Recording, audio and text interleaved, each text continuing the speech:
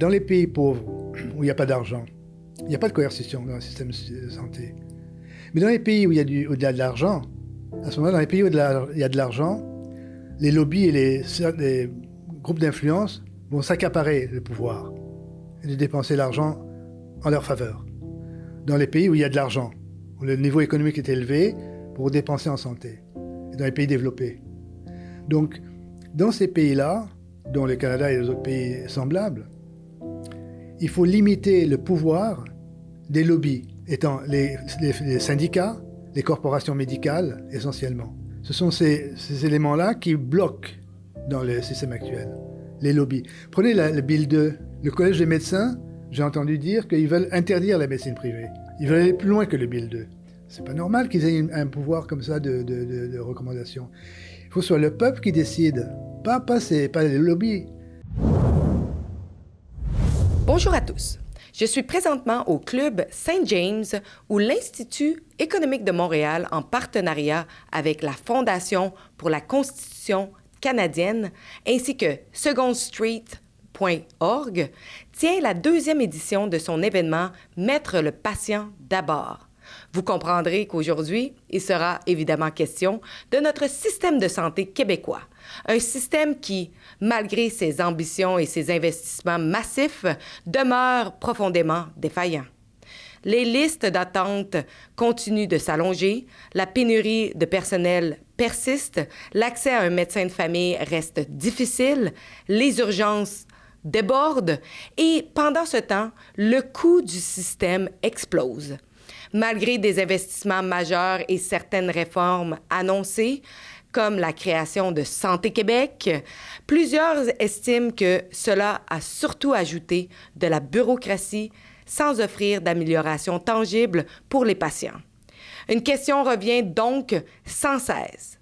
Comment se fait-il qu'un système de santé qui frôle maintenant les 64 milliards de dollars par année peine encore à offrir des soins accessibles, rapides et adéquats? Pour en discuter, analyser les causes profondes de ces problèmes, comprendre les défis actuels et explorer les pistes de solutions, nous recevons un invité dont le nom est intimement lié au débat sur l'avenir du système de santé québécois, le docteur Jacques Chaouli. Monsieur Chaouli est médecin, penseur du système de santé et figure incontournable de la réflexion sur l'accès aux soins. Il s'est retrouvé au cœur d'un débat national en 2005 lorsque son recours devant la Cour suprême du Canada a remis en question certains fondements du modèle québécois. Près de 20 ans plus tard, force est de constater que la situation ne s'est pas améliorée. Et voilà que le gouvernement Legault a récemment adopté sous bâillon le projet de loi 2 visant principalement à instaurer la responsabilité collective quant à l'amélioration à l'accès aux services médicaux et assurer la continuité de la prestation de ces services. Une réforme qui donne à l'État un contrôle accru sur la pratique des médecins. Nous allons donc aborder tous ces enjeux aujourd'hui avec le docteur Chaouli. C'était un moment où j'étais dans le secteur public et je faisais des visites à domicile sur la rive sud de Montréal à temps plein, avec le secteur public. Et j'avais une équipe de médecins avec moi. Et j'avais même un permis de gyrophare par la police qui m'a donné un permis de gyrophare. C'est un véhicule d'urgence. Et ça rendait beaucoup de services à la communauté, vous pouvez imaginer. Et à un moment donné, le gouvernement m'a dit « Arrêtez de faire ça à temps plein, sinon on va ponctionner 30% de vos honoraires. » J'ai dit « Vous êtes malade ou quoi ?» Il n'y a personne qui le fait, il n'y a que moi avec un autre qui le faisait aussi en privé sur la rive sud de Montréal. Les gens ont besoin de ça. Pourquoi vous voulez faire ça? Ça va pas? La raison pourquoi le gouvernement voulait faire ça, c'est à cause des pressions de la FMOQ. C'est la FMOQ qui voulait pas ça. La FMOQ a convaincu le gouvernement de faire ça. La Fédération des médecins médecins du Québec. Parce qu'eux, ils ne font pas de visite à domicile, ils ne faisaient pas. Ils restaient dans leur cabinet. Ils ne voulaient pas que ça fasse tache d'huile. Donc, comme je ne savais pas quoi faire, je ne connaissais pas le droit, je ne connaissais rien, j'ai désespéré. Alors, j'ai fait une grève de la faim. Vous êtes au courant de ça? J'ai fait une grève de la faim. J'ai dormi dans le trottoir, dans une tente. Et au bout de 3 semaines de grève de la faim dure, hein, seulement du pédialyte, seulement des liquides. Hein. 3 semaines après, il y a un passant qui vient sur la rue. Il me dit, docteur Shaoli, vous auriez une autre façon d'être utile à la société plutôt que de vous laisser mourir. Sortez donc du système public et faites vos visites à domicile dans le secteur privé, en médecin privé, au lieu de vous laisser mourir. Vous seriez plus utile à la société comme ça. Parce que j'étais prêt pour aller mourir. Hein. Dans mon tête, j'étais parti pour ça. Et cette intervention de cette personne-là m'a amené à décider de mettre fin à ma grève de la faim, sortir du système public, aller dans le privé et faire mes visites à domicile en privé. Donc j'ai cessé ma grève de la faim, je suis sorti du système public et j'ai commencé à faire des visites à domicile dans le secteur privé. Et là, il y a eu un patient qui m'a appelé pour une visite à domicile, payer le prix, hein, je sais plus combien je chargeais, 80 €, 80 $, un truc comme ça. Je vais chez lui, je vois que c'était un patient qui était sur le welfare, le bien-être social. Ah bon, j'ai dit, vous êtes sur le bien-être social? Il dit, oui, le bien-être social. Mais il m'a payé cash, hein. Mm-hmm. Je lui ai dit, au moins, vous avez une couverture d'assurance pour ça? Il m'a dit, non. Je lui ai dit, comment non? Je savais pas, moi. Je savais rien. Mm-hmm. Il m'a dit, non, il n'y a pas de couverture d'assurance pour ça. Alors, j'ai cherché. J'ai trouvé l'interdiction de l'assurance privée. Une amie à moi, à Montréal, m'a dit, Jacques, il n'y a pas seulement ça. Il y a des problèmes dans les délais d'attente, dans les hôpitaux, dans les cliniques, partout. Je dis, ah ouais? Je vais chercher. J'ai étudié. J'ai découvert. J'ai découvert la situation. Donc, dans mon action judiciaire que j'ai intentée, c'était pas pour moi. Moi, je pouvais continuer à faire comme l'autre qu'il faisait, la docteur Ouellet, je crois, sur la rive sud de Montréal. Il s'en foutait, lui, que les malades ne soient pas remboursés. Moi, je m'en foutais pas. Je trouvais que c'est pas juste pour les patients. Je pouvais pas laisser ça. Alors, j'ai cherché tout ça, et ça a déclenché mon action judiciaire pour faire casser ces prohibitions-là. C'est ça le trigger, le démarrage. Et aussi, mon beau-père, qui est japonais, du Japon, m'a financé pendant 2 ans pour que j'arrête mon activité professionnelle, que je me concentre à étudier le droit et les systèmes de santé dans le monde. Pendant 2 ans, j'ai arrêté ma pratique pour préparer l'action judiciaire, avec l'aide de mon beau-père au Japon. Il a demandé seulement à sa fille, qui est ma femme japonaise, ce que Jacques veut faire, est-ce que c'est bon pour les gens? Et ma femme, elle a dit oui. Il dit, bon, allez, va. Pas d'autres questions. S'il n'était pas là, il n'y aurait pas eu. J'aurais pas pu sortir, j'aurais pas pu faire ça. S'il n'y avait pas ce soutien financier de mon beau-père. C'est tout. Qu'est-ce que ça vous fait aujourd'hui de voir que, justement, vous dites que ce que vous avez remporté en Cour suprême n'est pas vraiment appliqué? Moi, j'en suis désolé pour les patients. J'en suis désolé pour la population. C'est eux les perdants. Parce que les médecins, ils arrivent toujours à se retourner d'une façon ou d'une autre. Mais les patients, eux, ils continuent de souffrir et même de mourir sur les attentes. Encore maintenant, j'ai entendu. Depuis 20 ans qu'il y a eu ce jugement, j'ai beaucoup réfléchi à la question. Et j'en suis arrivé à la conclusion que ce qui ne marche pas dans le système, c'est à 2 niveaux. Au niveau judiciaire, parce que le jugement n'a pas été appliqué par les gouvernements.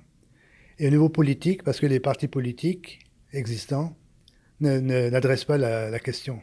Aucun gouvernement n'a adressé la question. Même Stephen Harper, qui était mon ardent soutien, qui avait financé $1000 de sa poche à l'époque, avant qu'il vienne au gouvernement. Même Stephen Harper, quand il est devenu Premier ministre, il a refusé d'agir.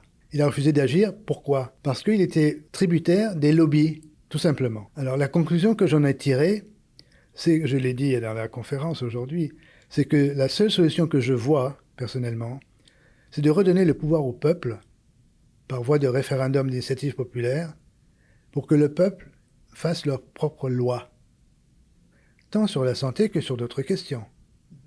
De sorte que quand on entend par les sondages Ipsos que 85% des gens veulent des changements fondamentaux du système, jamais les politiciens ne le feront, pour des raisons que tout le monde sait, de dépendance des lobbies notamment.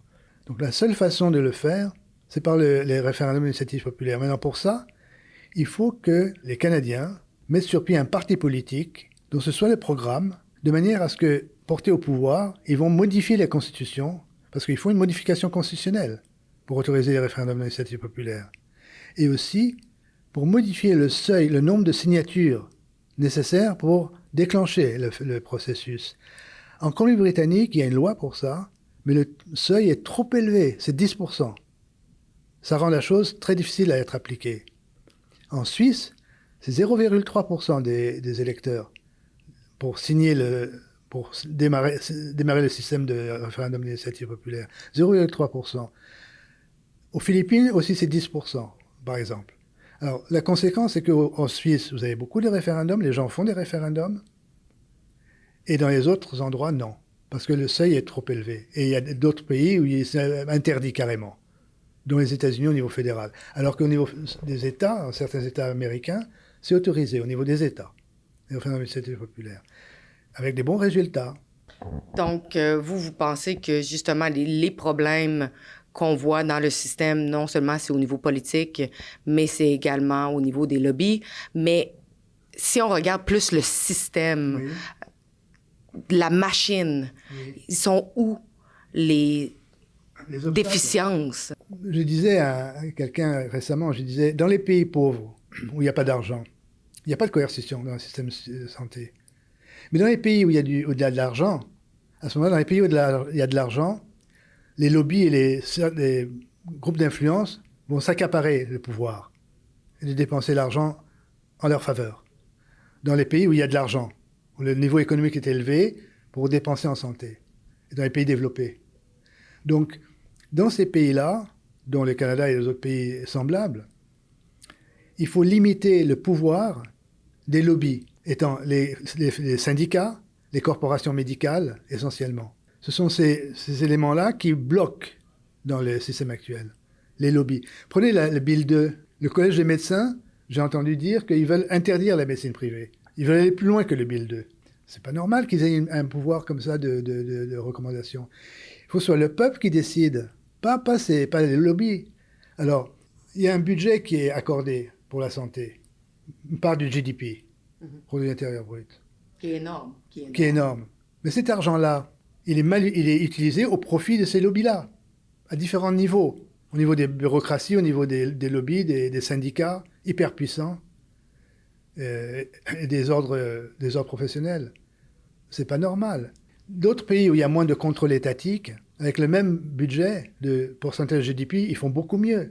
Ça veut dire qu'au Canada, les puissances des lobbies sont énormes puissances. Et ils dérivent l'argent, une grande partie de l'argent du budget de la santé, vers leurs propres intérêts. Justement, ça revient avec ce que vous dites. Lorsqu'on parle justement des soins privés, on entend souvent des gens qui vont dire que ça va mettre en péril le système public. Il existe une forte opposition, notamment, bon, on le voit, là, les syndicats comme la CSN qui manifestent des fois devant les cliniques privées. Oui. Pouvez-vous expliquer, en fait, les bénéfices d'avoir du privé en santé? Écoutez, le bénéfice d'avoir du privé en santé, le privé en santé, c'est un des éléments que le peuple demanderait que ce soit institué s'ils avaient le pouvoir de décision. Pourquoi le peuple demanderait du privé? Regardez le sondage Ipsos. Le peuple demande du privé parce qu'ils savent qu'ils auront un meilleur accès, tout simplement. Les gens veulent sauver leur peau. Les gens, quand ils sont malades, ils veulent être soignés. Et ils savent que dans le privé, ils vont avoir un meilleur accès. Point barre. Maintenant, les questions idéologiques de médecine à deux vitesses et tout ça, ces questions-là. Encore une fois, si vous prenez le sondage Ipsos, ce n'est pas une préoccupation de la majorité des Canadiens. La majorité des Canadiens ne voient pas de mal à une médecine à deux vitesses. C'est factuel. Maintenant, ceux qui sont vraiment contre le système à deux vitesses, ce ne sont pas le peuple. Ce sont ces lobbies-là. Pourquoi? Je vais vous dire pourquoi. Je vais vous donner une illustration du pourquoi. Je l'ai dit dans la conférence tout à l'heure. Quand j'étais devant la Cour suprême du Canada, il y a eu des intervenants. Il y avait des sénateurs, groupes sénateurs. Il y a eu les confédérations des syndicats canadiens, confédérations, comme interveneurs. Ils ont publié un mémoire, ils ont déposé un mémoire au tribunal de la Cour suprême. Et dans leur mémoire, ils ont dit, oui, ces prohibitions portent une atteinte aux droits fondamentaux. Et ils ont ajouté, et cette atteinte aux droits fondamentaux est légitime pour la poursuite de buts social légitimes, le but social légitime qui est de conférer aux syndicats un grand pouvoir de négociation avec les gouvernements sur leurs conditions de travail. C'était leur justification de l'atteinte au droit à la vie, à la liberté et à la sécurité. Ils ont accepté qu'il y avait une atteinte à ces droits-là. Ils l'ont justifié en disant que c'est nécessaire d'atteindre à ces droits-là pour permettre aux syndicats d'avoir un meilleur pouvoir de négociation avec le gouvernement pour les conditions salariales des secteurs publics. Parce qu'on pourrait se dire, parce que souvent ces syndicats-là sont menés par des gens très de gauche qui veulent le bien collectif, le bien de la communauté, alors que ce qu'ils sont en train de faire va à l'encontre, en fait, du bien collectif et du bien communautaire. Oui, ils s'en moquent du bien collectif. C'est pour leur propre chapelle. Ils agissent pour leurs propres intérêts. Vous savez, les syndicats, vous savez qu'au Canada, enfin au Québec, la syndicalisation est obligatoire. Les gens n'ont pas le choix de se syndiquer. Ça aussi, c'est une violation de la liberté des gens. J'avais envisagé à l'époque une action judiciaire là-dessus, pour contester la formule RAND, l'obligation de payer ses cotisations. Mais j'ai lâché, j'en avais assez, j'ai pas pu continuer, parce que j'en avais trop, quoi, j'ai lâché ça. Mais ce que je veux dire, c'est que si vous prenez la France, par exemple, en France, les cotisations syndicales, c'est facultatif. Et de fait, le taux de syndicalisation en France est très faible. Les gens n'ont pas confiance dans les syndicats en France. Au Canada, même s'ils n'ont pas confiance, c'est pareil. Ils sont ponctionnés, obligatoirement, pour financer les syndicats. Alors, les syndicats sont des grandes puissances financières.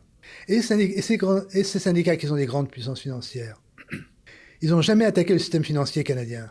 Je veux dire pourquoi. Parce qu'ils en tirent un intérêt financier personnel. Parce que comme c'est des grosses puissances financières, ils bénéficient du système capitaliste, parce qu'ils placent leur fric dans le système financier canadien. Donc ils n'ont aucun intérêt à demander l'étatisation du système financier. Parce qu'ils retirent des profits de leur placement, de leur...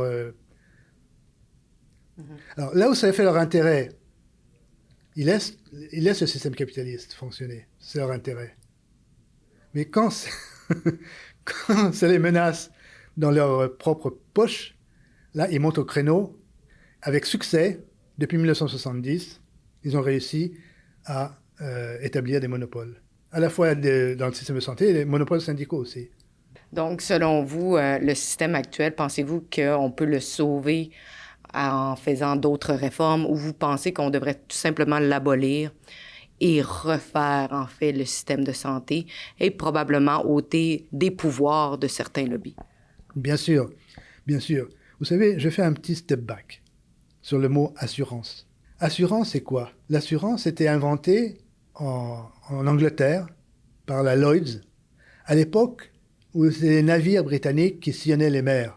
Alors, les propriétaires de navires avaient des craintes de catastrophes. Alors, ils ont fait des pools de solidarité. Ils ont mis de l'argent dans un pool de solidarité en cas où il y a un des navires qui est perdu, qui soit compensé par la solidarité des autres. Système d'assurance. C'est ça le système d'assurance. L'assurance, c'était couvrir un sinistre pour lequel un individu n'aurait pas les moyens de sa poche de payer les dégâts. Ça a été dévoyé. Aujourd'hui, quelqu'un a une grippe. Il a de l'argent de sa poche de payer la consultation pour une grippe. Il n'y a pas besoin d'un système d'assurance pour ça. J'irai même plus loin. Prenons quelqu'un qui est riche, un riche Québécois. Il a une grippe. Il va dans une clinique conventionnée. Il a une consultation pour sa grippe. Il est riche, le gars, hein? Il ne paiera pas. C'est la communauté qui va payer pour lui, parce que c'est le système de santé. Alors, la communauté subventionne un riche pour une grippe, concession pour une grippe. C'est pas normal. C'est pas normal. C'est pas ça l'assurance. Ce qui s'est passé avec ça, comme je vous l'ai dit tout à l'heure, quand dans un pays, il y a beaucoup d'argent à mettre dans un système de santé, dans les pays développés, les lobbies prennent le dessus et ils mettent le grappin dessus. Ils mettent le grappin. Alors, aux États-Unis aussi, c'est arrivé la même chose, et ailleurs aussi. Ils obligent que la couverture d'assurance soit très large. Ils obligent. Parce que plus il y a de l'argent dans le système, plus ils se mettent dans la poche. C'est pas normal. Donc, s'il y avait des choses à faire, et si je disais ça au peuple, aux auditeurs qui vous écoutent, de redonner le pouvoir au peuple pour mettre un frein, un obstacle à ces dérives-là, je vous prédis que vos auditeurs seraient d'accord et souscriraient à une réforme des systèmes constitutionnels pour permettre au peuple de faire des lois pour empêcher ces choses-là. Donc, vous pensez que c'est quand même possible de sauver le système actuel en faisant des réformes? Le système actuel des réformes, ce serait de remettre en cause le système d'assurance. Comme je vous l'ai dit, il faudrait un système qui couvre les choses pour lesquelles les gens ne peuvent pas payer de leur poche. Le système d'assurance. Il faudrait retrouver le vrai système d'assurance. Prenons un exemple de maladie chronique. Les gens vont consulter nombreuses fois pour une maladie chronique. Eh bien, le système devrait prévoir qu'au bout d'un certain niveau de dépenses, ce sera la collectivité qui va l'assurer par le système d'assurance. Oui, bien sûr. Et aussi de responsabiliser les citoyens, responsabiliser les patients. Les gouvernements n'ont qu'un intérêt. Ils ont intérêt à déresponsabiliser le peuple, prendre contrôle de tout. Donc, dans une réforme, il y aurait énormément de choses à faire. Vous savez, j'ai dit tout à l'heure qu'aux États-Unis, il y avait des mouvements qui ont mis sur pied ce qu'on appelle des coopératives d'assurance. Ce n'est pas les assurances privées à but lucratif, c'est les coopératives. C'est des gens qui se regroupent, un certain nombre de regroupements, ils demandent à un actuaire de faire des calculs actuariels en fonction du désir du groupe d'avoir une couverture de X services. En fonction de ce que les gens veulent être couverts pour, l'actuaire fait une étude, il va déterminer la prime d'assurance nécessaire, en fonction de ce que les gens veulent être couverts. Le Congrès américain a fait obstacle à ça. Il a fait obstacle pour que ça se généralise aux États-Unis. Le Congrès américain a fait obstacle à ça sous la pression des assureurs privés commerciaux américains. C'est la réalité. En fait, M. Legault s'est engagé à améliorer le système de santé. Oui. C'était sa promesse électorale. Et sous Bayon, il a adopté le projet de loi 2 qui cible les médecins plutôt que de s'attaquer vraiment aux problèmes systémiques du système de santé. Je ne sais pas si vous êtes au courant, mais les conséquences que cette loi-là a directement sur les médecins. Oui, j'ai suivi ça. J'ai suivi ça. Alors là, je vais vous faire une analyse macro, si vous voulez, macroéconomique de cette situation-là. Le gouvernement, ce gouvernement-là, au lieu d'augmenter le nombre de médecins, au lieu d'augmenter le nombre de salles d'opération disponibles pour les chirurgiens, au lieu de faire ça, ils ont décidé de rationner les offres de soins et de mettre la faute sur les médecins. C'est ça le Bill 2. Mm-hmm. C'est inacceptable pour la population. Parce que je pense que les médecins, en ce moment, utilisent 30% des salles opératoires. Il leur manque également des employés de soutien, tout plein de types de... C'est le gouvernement qui rationne. Donc, le gouvernement rationne et ils mettent le blâme sur les médecins. Les gens ne sont pas dupes. Les gens comprennent ça. Les gens ne sont pas en faveur du Bill 2. Les gens, la population générale. Ils le savent. Ils comprennent. Mais ils ne comprennent pas tout. Parce qu'ils ne sont pas assez bien informés. Il faudrait les informer davantage. Allez-y. Vous savez, j'ai pris le taxi de l'aéroport d'Orval pour venir ici à l'hôtel il y a 2 jours en venant d'Asie. La conductrice du taxi, c'était une Haïtienne. J'ai dit, vous avez entendu parler du Bill 2, de la loi 2 au Québec concernant les médecins? Elle m'a dit, oui, j'ai entendu. J'ai dit, qu'est-ce que vous en pensez? Elle m'a dit, elle dit, pourquoi on veut diminuer le salaire des médecins? Ils ont travaillé pour gagner leur vie. Pourquoi on fait ça? Je dis, oui. Je lui ai dit, et qu'est-ce que vous pensez du reste? Elle m'a dit, je ne sais pas, je ne connais pas assez le contenu de la loi 2. Elle m'a dit à moi, et vous, qu'est-ce que vous en pensez? Est-ce que vous êtes en faveur de la loi 2? Je lui ai dit, non, moi je ne suis pas en faveur. Bon. Donc, de ça, enseignement à tirer. La nécessité d'informer le public. Les gens ne sont pas informés, premièrement. Elle a dit, je ne sais pas. Elle avait une intuition, mais le reste, elle ne sait pas. Un problème. Comment le peuple peut exercer le pouvoir s'ils ne sont pas informés? Ils ne peuvent pas. Il faut qu'ils soient informés. Premier point. Deuxième point. J'ai dit, ça fait combien de temps vous êtes au Québec? Mais vous avez 38 ans. J'ai dit, en 2005, il y a eu un jugement de la Cour suprême sur la médecine privée. Vous vous en souvenez? Elle m'a dit oui. Mais elle m'a dit, moi j'ai rien dit, hein. Je ne me suis pas identifié. Je suis resté anonyme, totalement anonyme. Mais elle m'a dit, Oui, mais la médecine privée, c'est bien, mais moi, j'aurais pas d'argent pour payer en privé. Elle m'a dit ça. Elle m'a dit, moi, j'aurais pas d'argent pour payer en privé. Bon, ok. Je vous dis ce que les gens ordinaires m'ont dit en discutant comme ça. J'ai rien dit, moi. J'ai rien dit. J'ai payé je suis sorti du taxi. Mais c'est intéressant. Sur le Bill 2, c'est intéressant parce qu'elle a dit qu'elle avait un pressentiment négatif parce que pourquoi on attaque les médecins, mais je ne sais pas les détails. Donc c'est intéressant que les gens n'ont pas d'informations. Mais le rôle de ceux qui ont une influence vis-à-vis de la population, c'est de les informer. Mais il y a des façons, à mon avis, d'informer de manière didactique, c'est-à-dire sans d'aller des points clés pour informer le public sur des éléments clés. Par exemple, de dire au public ce que je viens de vous dire tout à l'heure. Le gouvernement rationne l'offre de soins, ils limitent l'offre de soins et mettent le blâme sur les médecins. Et aussi, le gouvernement veut empêcher les médecins de se concerter. Et de partir. Et de partir. Alors, demandez au public, informez le public de ça, et demandez au public qu'est-ce que vous en pensez. Vous allez avoir les réponses.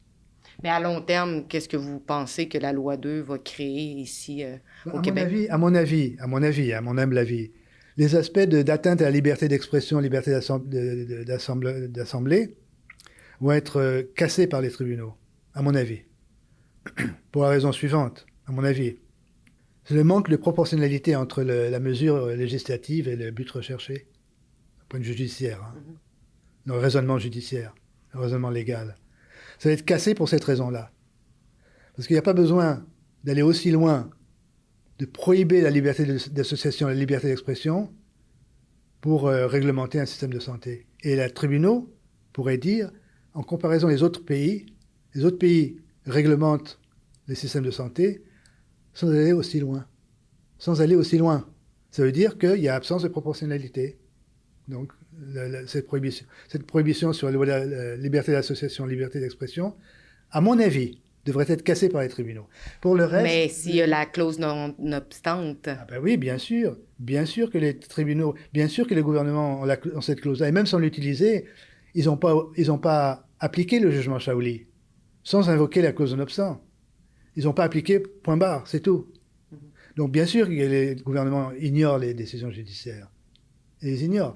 Raison de plus de ce que j'ai dit tout à l'heure, de redonner le pouvoir au peuple, parce qu'on ne peut pas avoir foi ni dans les judiciaires, ni dans les politiques.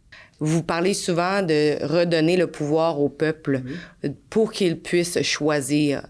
Mais quand on a vu un exemple parfait durant la période du COVID-19, des médecins ont quand même embarqué dans ce mouvement-là où il fallait vacciner les gens, où les gens, s'ils n'étaient pas vaccinés, ne pouvaient pas continuer à travailler. Certains perdaient leur emploi. On avait une deuxième classe de citoyens. Et il y a des gens encore aujourd'hui qui sont très fâchés contre les médecins qui ont participé à ça. Et il y a certains médecins qui, eux, ont osé parler, se sont fait investiguer par le Collège des médecins. Donc, ces gens-là se sont rendus devant le Parlement, ont manifesté pour reprendre le pouvoir, mais se sont fait réprimer violemment par le gouvernement. Donc, pouvez-vous nous expliquer, vous étant médecin, qu'est-ce qui s'est passé durant cette période-là? Et juste peut-être donner aussi à ceux qui nous regardent, qu'est-ce qui s'est passé derrière le rideau? Écoutez, derrière le rideau, comme je l'ai dit, c'est que ça a été une occasion pour les gouvernements, pas seulement au Canada, mais en France aussi et ailleurs probablement, pour les gouvernements de renforcer leur contrôle de la population. Et en contrôlant, en incitant la peur dans la population. Vous savez, il y a différents moyens pour les gouvernements de conserver le pouvoir. Faire peur aux gens, soit en déclarant des guerres, soit en intimidant les gens. C'est une façon pour eux de garder le pouvoir. C'est une stratégie. L'épidémie de Covid-19 a été une occasion unique pour les gouvernements de faire ça, d'exercer le contrôle sur les populations.